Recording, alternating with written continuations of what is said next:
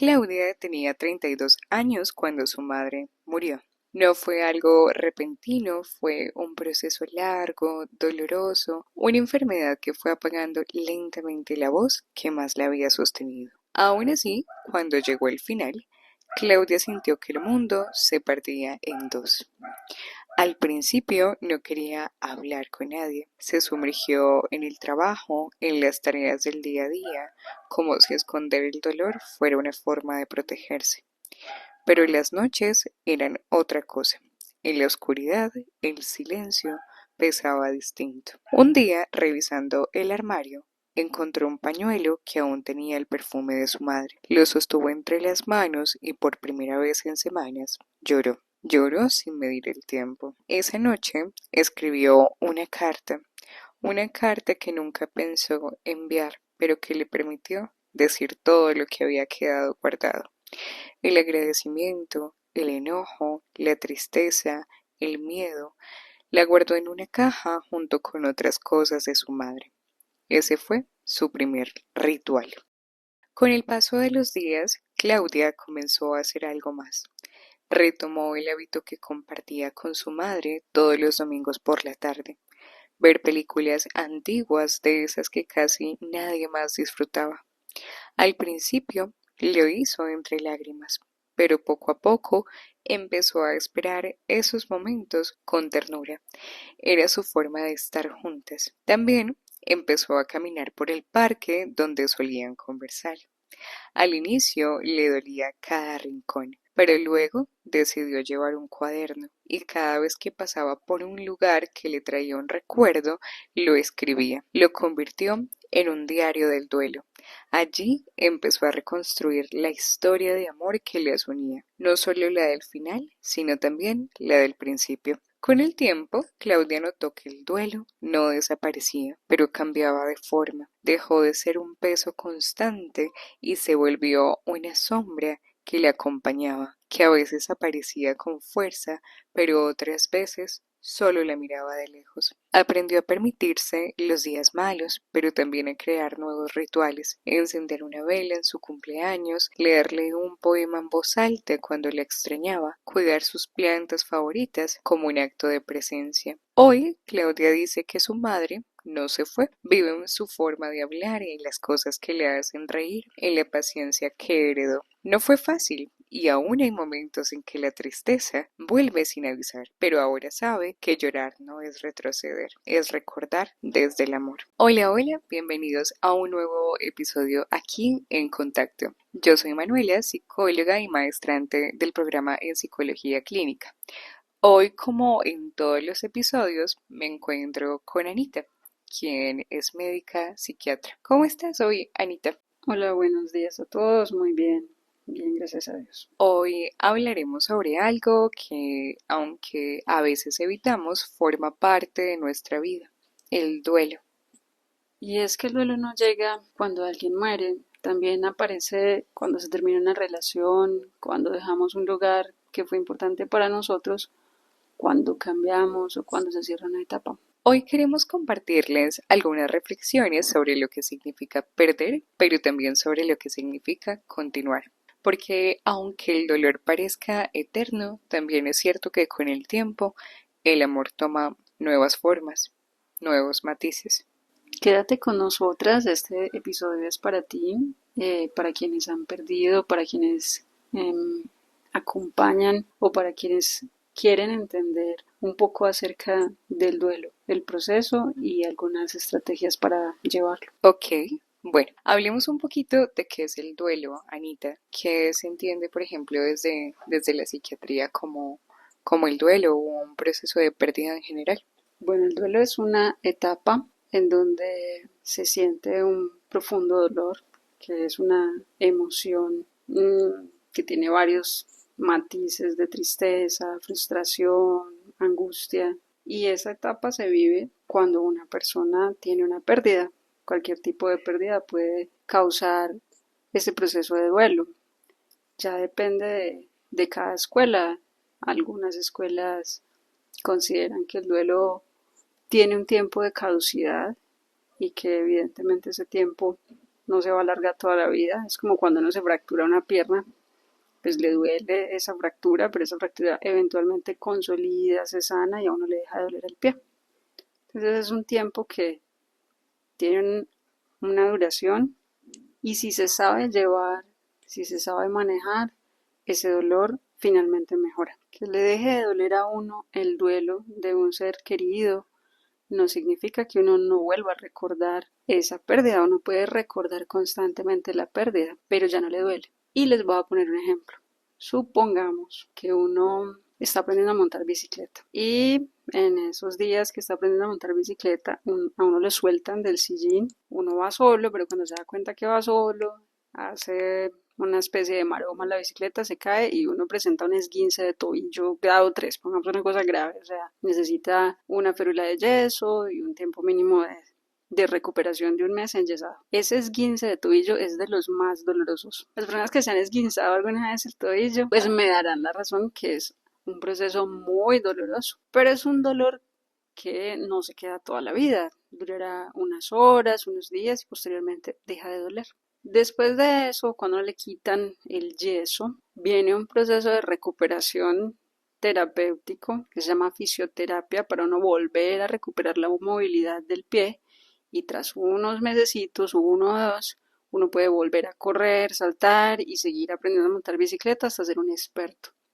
Entonces, algo parecido pasa en el proceso de duelo.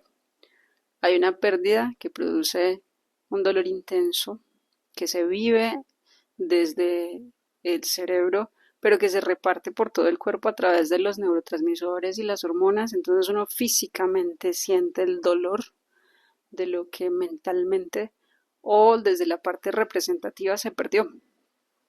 Ese dolor tiene un tiempo de duración que algunas personas lo clasifican entre 2 meses y un año. Tras ese tiempo de dolor viene un tiempo de recuperación en donde uno debe aprender a volver a vivir sin esa persona o circunstancia o sin eso que se perdió. Y ya después uno puede vivir adecuadamente. Lo interesante es que uno puede recordar lo que se perdió, el ser querido, esa situación, y ya no le duele. O sea, uno puede sentir nostalgia, pero el dolor como tal del primer día ya no se da. Es como aquella persona que se esguinzó aprendiendo a montar bicicleta y tras 10 años se ríe de eso y dice, ve, mira que yo cuando tenía 7 años me caí, me esguincé, fue muy horrible, fue súper doloroso, pero ahorita pues ya lo veo como un aprendizaje y puedo volver a montar bicicleta y no me duele la pierna. Más o menos algo parecido con el duelo. Con el paso de los años, cuando se realiza el proceso adecuadamente, uno puede recordar a ese ser querido y extrañarlo, pero el dolor que se siente físico inicial no debería volverse a recordar.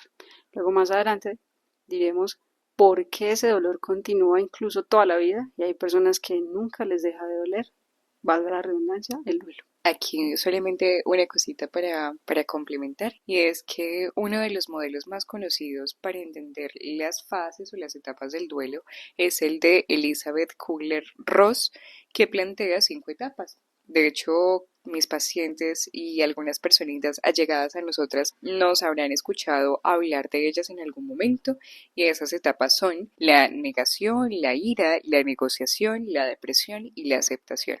La depresión, bueno, es un concepto que de pronto allí no estaba muy bien planteado, pero podríamos llamarlo para efectos de nuestro podcast como tristeza. Estas fases no son lineales, no pasamos de una a otra como si fuese un juego. A veces podemos estar, por ejemplo, en aceptación y volver a sentir rabia, o tener momentos de negación incluso meses después, y eso no significa retroceder. Significa que estamos procesando toda esta situación a nuestro ritmo. Además, desde la psicología es importante decir que hay duelos anticipados, como cuando acompañamos a alguien con una enfermedad terminal, y también hay duelos ambiguos, cuando alguien está ausente pero no del todo. ¿Cómo así? En los casos de migración, de la desaparición o de las enfermedades neurodegenerativas o bueno, cualquier enfermedad terminal. Y están, por supuesto, los duelos invisibilizados, como cuando perdemos una mascota, una amistad, cuando una relación termina, pero el entorno lo invalida. Esos también duelen, pero muchas veces no se permiten llorarlos. Por eso es tan importante hablar del duelo sin prisa, sin juicios, porque solo cuando nombramos lo que sentimos podemos empezar a transformar. Ahora, Anita, de acuerdo con lo que estabas diciendo hace un ratito, me gustaría preguntarte algo y de hecho es una de las preguntas que se hacen muchos de mis pacientes en las sesiones y es cuándo podemos hablar de que ese duelo, que es un proceso completamente natural, como lo veníamos charlando, se convierte en un duelo patológico. ¿Cuáles son las características, por ejemplo, de esta condición? Bueno, lo primero es que, si bien es muy cierto, el duelo es un proceso natural. Si uno lo ve desde una parte más humana, diríamos que el duelo es un proceso de cambio. Entonces, todos los seres humanos vamos a enfrentarnos a cambios. Cada vez que alguien se va de nuestra vida o tenemos un cambio definitivo, pasamos por duelos. Por ejemplo, hay personas que venían muy bien, sanas, y de un momento a otro tienen un accidente y pierden una pierna. Ese es un proceso de cambio. Pero como se perdió una pierna y ya les va a tocar adaptarse a ese cambio, pues van a pasar por un duelo, porque significaba bastante su salud, eso es la pérdida de la salud o la pérdida de su autoimagen o incluso la autoestima o dinero de, si vivían de su estado físico, como puede pasar por ejemplo con algunos atletas o deportistas que tienen accidentes y luego no pueden volver a trabajar en eso. Obviamente eso es una etapa de cambio y esa etapa de cambio es tan fuerte que nosotros la llamamos duelo porque se perdió algo en medio de esa etapa de cambio. Entonces, como es una etapa de cambio, cada vez que tenemos un cambio súbito, fuerte, en el que perdemos algo que creíamos tener, pues nosotros lo denominamos duelo, pero es algo que la vida constantemente nos va a presentar en muchas circunstancias. A veces lo que perdemos es una relación amorosa, entonces es un cambio, uno cambia desde una relación amorosa a la posibilidad de tener en un futuro otra, o si uno quedarse un tiempo, se quiere quedar un tiempo solo, pues quedarse tiempo solo. Ahora, en ese proceso de cambio hay una cosa muy importante y es que lo que hace a un duelo convertirse en un trauma y no ese proceso de cambio natural es cuando uno no ha aprendido nada. Si yo a ese proceso de cambio le puedo sustraer un aprendizaje, puedo aprender algo de eso, me sirvió para algo, a ese proceso de cambio le llamo un duelo bien elaborado, porque ya no me va a doler más allá del tiempo normal. Pero si yo no pude aprender nada y me quedo en esa situación de dolor constantemente, entonces se va a convertir en un trauma. Y allí es cuando el duelo pasa de ser un duelo normal a ser un duelo complicado. Entonces, ¿qué es un duelo complicado? Un duelo complicado es esa circunstancia en la que el dolor que debía durar menos de un año pasa al año. Entonces, lo normal, como decíamos ahorita, es que ese dolor tenga una caducidad de 2 meses a un año. Eso obviamente cambia de acuerdo a las circunstancias, de acuerdo a si fue un duelo traumático o si fue una muerte natural, si yo quedé con muchas deudas o conflictos con esa persona o en esas circunstancias en las que perdí algo. Pero si todo, digamos que yo me alcancé a despedir y hacer todo ese proceso, pues digamos que el duelo puede durar de 2 meses a un año. Pero si yo después del año todavía me sigue doliendo como el primer día al recordar esa pérdida, eso ya es un duelo complicado. Y hay algo que lo está complicando. Entonces hay que entrar a mirar qué complicaciones tiene esa pérdida y todo parte de qué representaba para mí lo que yo perdí. Entonces yo no perdí como tal a la persona, sino la representación que tengo de esa persona. Pero, aparte de eso, si yo empiezo a tener unos síntomas que van más allá del dolor, ya no es un duelo complicado, independientemente del tiempo que esté pasando, sino que es un duelo patológico. Por ejemplo, puedo yo tener 3, 4 días o un mes de duelo, pero yo empiezo a psicotizarme. Entonces yo empiezo a negar que está muerto esa persona. Por ejemplo, no se murió, esa persona sigue viva y uno sigue hablando con ella y sigue viéndola como si estuviera ahí. La gente dice, pero esta qué persona, ¿qué le pasó? Porque hágase de cuenta la película de Arto, en donde hay una negación psicótica de la muerte de su bebé. Se las recomendamos, es una película muy interesante.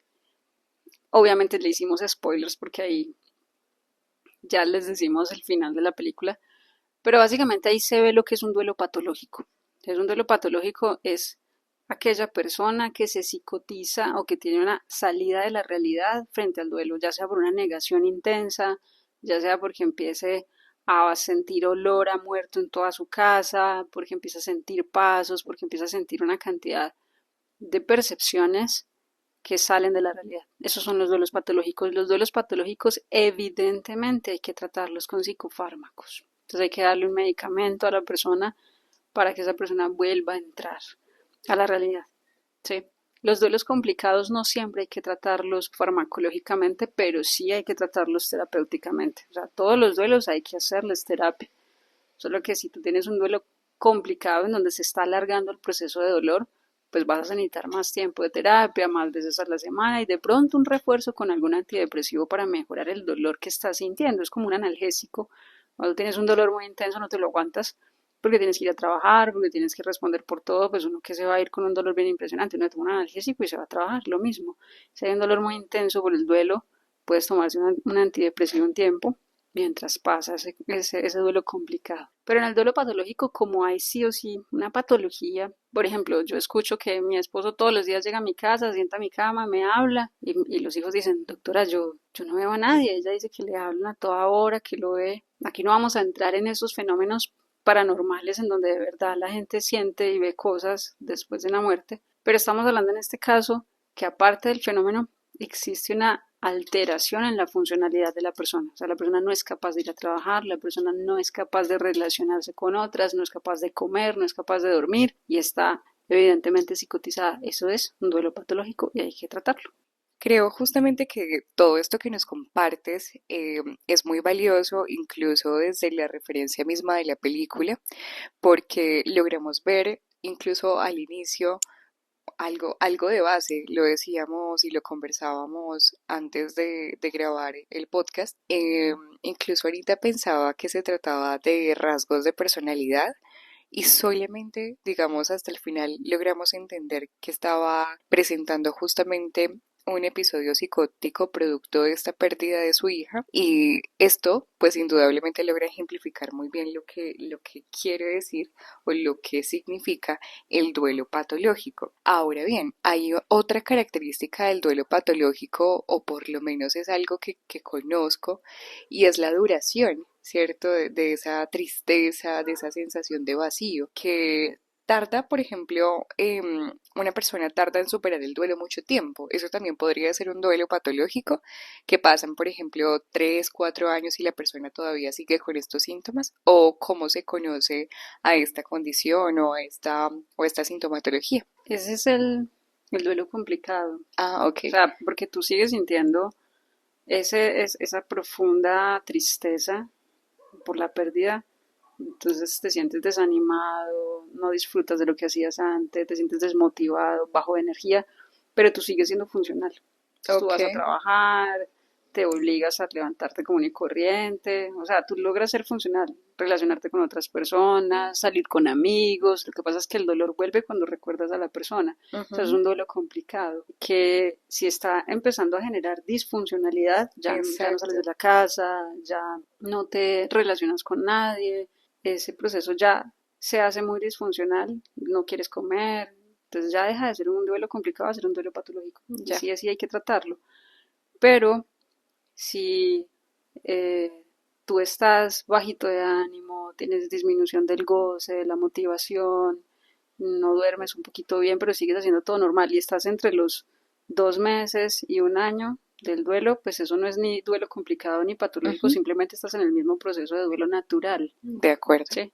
Se hace complicado cuando pasas de un año. Después Ujú. de un año te sigue doliendo como el primer día. Y se hace patológico cuando ya no eres funcional o cuando aparecen síntomas psicóticos evidentes, De acuerdo. independientemente del tiempo. O sea, el Ujú. duelo patológico es independientemente del tiempo. Si tú tienes disfuncionalidad a los 2 meses y te encierras en el cuarto y no quieres comer y estás re flaco y nadie te puede sacar de ahí y estás extremadamente mal, pues puedes llevar 3, 4 meses en ese duelo, pero ya es un duelo patológico. Ya no es un duelo natural, sino que es un duelo patológico porque te volvió muy disfuncional. Entonces te tienen que tratar. A ese duelo patológico, digamos que otra forma que han denominado en algunos casos es que depresión por duelo. O sea, tú entras en un episodio depresivo mayor y te quieres morir, te puedes incluso intentar hacer daño, pero el origen o lo que te detonó esa depresión tan fuerte es el duelo. Ok, ahora, una pregunta súper importante. Creo que estamos hablando en este momento de la experiencia particular del duelo, de cómo cada uno vive esta experiencia, ¿cierto? De las pérdidas en general. Ahora, la pregunta es desde el lado del cuidador, ¿sí?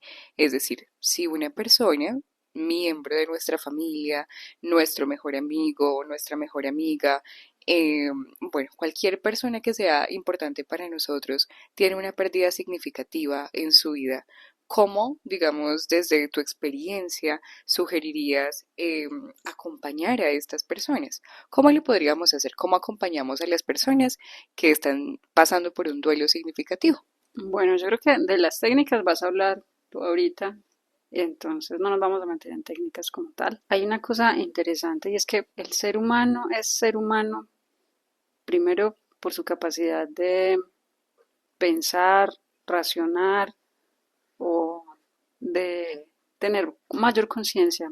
Y lo segundo es que el ser humano es un ser humano porque es extremadamente sociable, necesita de otras personas para desarrollar su máximo potencial. El ser humano no se desarrolla solo. Entonces, todas aquellas personas que fueron en algún momento importantes para la humanidad necesitaron de otras personas buenas que lo rodearan. Uno no crece solito. Entonces, en los procesos de dolor, en los procesos difíciles de la vida, en las experiencias más complejas o dolorosas, uno necesita tener una buena compañía. Eso quiere decir que para las personas que están al lado de quienes han tenido un duelo, lo más importante es hacer sentir al que pasa por el duelo acompañado, más que lo que tú le digas. O sea, independientemente si le vas a decir una cosa o no le vas a decir nada, lo que hace que sea más llevadero ese dolor es sentir que no estás solo, que no estás pasando por ese proceso solo. Cuando uno siente que está acompañado con alguien, que alguien puede comprender ese dolor que tienes y te acompaña, es mucho más fácil. Es mucho más fácil soltar el dolor y dejar que pase. Entonces, independientemente de lo que uno vaya a hacer, es hacerle sentir a la otra persona que uno está ahí, que uno está presente, que no está solo en ese proceso de duelo.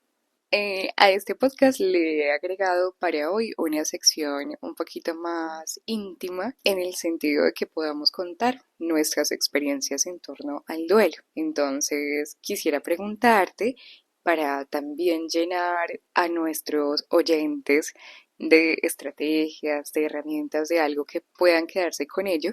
¿Cuál ha sido para ti el proceso de duelo más difícil y cuáles han sido, digamos, esas estrategias que empleaste? Es decir, algún conocimiento que te haya quedado de alguna de las pérdidas.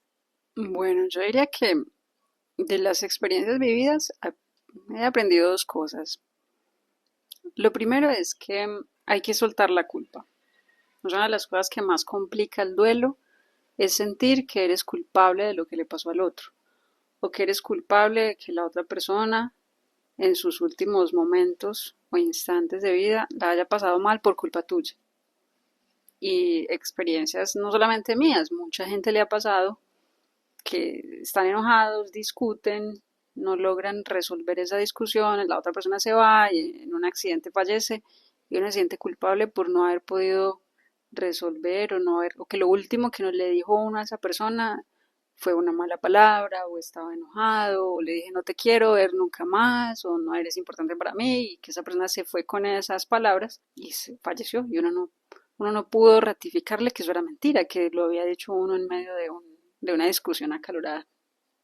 Entonces la culpa es una de las cosas que más complica el duelo. Y para eso, evidentemente, es importante un proceso de reflexión o de introspección, ya sea terapéutico, ya sea de acompañamiento con familiares, ya sea de sentarse a hacer alguna actividad en donde tú puedas reflexionar acerca de cuál era mi responsabilidad con esa persona y si realmente yo cumplí con esa responsabilidad, entonces ¿para qué cargar con culpas? Sí, lo primero es soltar la culpa, ¿sí? Además porque no vale la pena seguir cargando culpas cuando ya no están. Sí, más bien si tú sientes que todavía hay algo que quedó pendiente y te sientes culpable, entonces ¿cómo me puedo responsabilizar más bien de las consecuencias y si las puedo reparar, repararlas? Y si no las puedo reparar porque ya se fue ese ser querido, pues entonces hacer una cartica para soltar la culpa y dejarlo ir. Eso es lo primero. Y lo segundo es qué representaba para mí esa persona o eso que se perdió y cómo puedo desarrollar esa virtud en mí. Normalmente todas las personas representan una virtud y las virtudes son diferentes e independientes de cada persona. Por ejemplo, un señor tiene 5 hijos y para la hija mayor representa la fuerza, pero para la menor representa la economía porque le da dinero para ir al colegio. Para la mitad puede representar compañía porque me acompaña siempre a las clases, qué sé yo, a los talleres, a las citas médicas, ¿sí? Entonces, ¿qué virtud representaba a esa persona? Y cuando fallece, pues todos viven el dolor, pero la representación es diferente en cada una. Entonces, si para mí una persona representaba, por decir algo, era mi proveedor económico y representaba esa estabilidad económica y ya no está, y me duele el hecho de que no voy a tener ese dinero, ¿cuándo me va a dejar de doler? Cuando yo aprenda a conseguir dinero por mí misma o encuentre la solución a eso. Pero si lo vamos a poner menos mundano, supongamos que lo que representaba era sabiduría, porque me daba muy buenos consejos y lo que más extrañaba era eso. El momento en que yo desarrolle esa sabiduría o encuentre a alguien que me pueda también dar muy buenos consejos, me queda más fácil procesar ese duelo y superar ese dolor. Pero, por ejemplo, en la historia que contaba Manu al principio, la representación era como la compañía. Ella encontró compañía, bueno, no la compañía como tal, porque era más los poemas y la parte de las películas. Entonces, ¿qué virtud había asociado ahí a esa práctica que cuando la retomó desarrolló dentro de ella esa virtud y por eso superó el duelo? Y es ahí en donde ayudan a veces mucho unas figuras que yo las llamo los auxiliares terapéuticos, que son las mascotas, porque a veces una mascota puede representar eso que tenía la persona que se murió y cuando yo consigo la mascota, yo lo que hago es resolver el duelo a través de la mascota. Ahí lo único es que tengo que tener en cuenta que lo estoy resolviendo a través de la mascota porque el día que llegue a faltar la mascota, pues como estaba resolviendo el duelo a través de la mascota, pues voy a volver a entrar en el duelo y con mayor fuerza, porque ya habría perdido a mi ser querido más mi mascota. Entonces es importante saber cuando yo consigo una mascota para qué la consigo, porque la idea es que me ayude, pero no generar una dependencia hacia esa mascota, sino que me ayude a pasar por el duelo y yo poder seguir el tiempo que me acompañe con una muy buena satisfacción y tener una vida saludable y satisfecha. Más o menos esas dos cositas son las que aprendí. Ahora, la pregunta que de pronto todos nos hacemos cuando estamos atravesando un proceso de duelo y es, ¿en algún momento deja de doler? Sí, claro, claro, es que el dolor como tal debe disminuir. Lo que pasa es que, ¿qué es fisiológicamente hablando? ¿Qué es lo que duele? Cuando uno pierde a alguien, se despierta la emoción de la tristeza. Esa tristeza duele, como una punzada en el pecho, en el abdomen, en los músculos, en donde tú quieras, porque hay gente que lo representa más en unos lugares del cuerpo o en otro. Pero porque duele, duele porque la tristeza es una disminución de la producción de la serotonina, es una disminución de la producción de la dopamina y dependiendo del matiz que tenga, porque a veces no solamente es tristeza, sino es miedo a que te a perder más de lo que ya perdiste. Entonces no solamente viene acompañado de tristeza, sino también de miedo y el miedo es liberación de adrenalina. Entonces físicamente tú sí sientes físicamente algo, aunque el origen está arriba en los pensamientos y en los recuerdos, pero físicamente sientes dolor en el pecho, dolor en el abdomen, dolor en los músculos, ganas de vomitar, que te falta el aire, temblor, mareo, porque es esa mezcla entre tristeza y un poco de matices de miedo dependiendo de lo que estás pensando frente a esa pérdida. Eso, esa sensación física corporal de duelo, de tristeza, de miedo, debe disminuir a lo largo de 2 meses a un año, ¿sí? El pensamiento nunca se va. O sea, el que tú vayas a olvidar, nunca. A no ser de que estés pasando por una demencia, por un proceso demencial, que ya es otra cosa completamente diferente. Entonces, si tienes un daño cerebral, pues probablemente no te vas a acordar de la persona, ¿sí? lo que pasa con algunos abuelitos que no recuerdan las personas que se murieron, pues porque están en un proceso demencial. Pero si tu cerebro está completamente sano y estás pasando por un proceso de duelo, ya no físicamente no sientes, pero tus pensamientos acerca de los recuerdos y eso todavía van a estar ahí. Que en algún momento, dependiendo de las circunstancias que vivas, ese recuerdo puede detonar emociones de tristeza o de miedo. Sí, claro, dependiendo de las circunstancias externas que estés viviendo. Pero ya el dolor inicial que viviste debe disminuir. Sí, era lo que decíamos ahorita. Si no disminuye a lo largo de un año y a ti te sigue doliendo igual, el cuerpo lo sigue sintiendo igual, la energía la sigue sintiendo igual, pues eso se está complicando. Y hay que preguntarse qué complicó al duelo. Bueno, yo creo que ya hemos entendido el componente fisiológico del duelo y hemos dado como respuesta a algunas de las preguntas más comunes en torno a este tema. Pasemos entonces a las recomendaciones terapéuticas. Lo primero es que si estás atravesando un duelo, pues lo primero que hay que hacer es validar tus emociones. Está bien sentir tristeza, rabia, confusión o incluso alivio. Todas estas emociones tienen su lugar y son completamente válidas. Lo segundo, y yo creo que más importante, es no te aísles. Como decía Anita, somos seres sociales y necesitamos de ese otro para hablar, aunque solo sea también para estar en silencio. Cuida lo básico. Duerme, come, muévete.